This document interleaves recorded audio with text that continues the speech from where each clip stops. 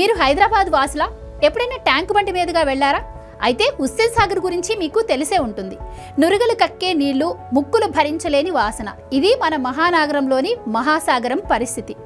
హుస్సేన్ సాగర్ సంగతి కాసేపు పక్కన పెడితే ఈ వీడియో చూడండి. ఇది గ్రేటర్ హైదరాబాద్ లోని సగం మంది జనాభాకు తాగునీటిని అందించే గండిపేట చెరువు. ప్రజలకు నీళ్లు అందించే చెరువు అని కనీస జ్ఞానం కూడా లేకుండా విచ్చలవిడిగా సెప్టిక్ ట్యాంక్ వ్యర్థాలను కలిపేస్తున్నారు. ఈ చెరువు చుట్టూ సిటీ కూడా విస్తరించి ఉండటంతో సమీప కాలనీల్లో ఉన్నటువంటి డ్రైనేజ్ వాటర్ ను కూడా ఈ జలాశయంలోకి వదిలేస్తున్నారు. ఈ నీళ్లే మనం తాగుతున్నామని కనీస ఇంగిత జ్ఞానం కూడా లేదు. హైదరాబాద్ లో ఏరియాకు ఒక చెరువు ఉంది.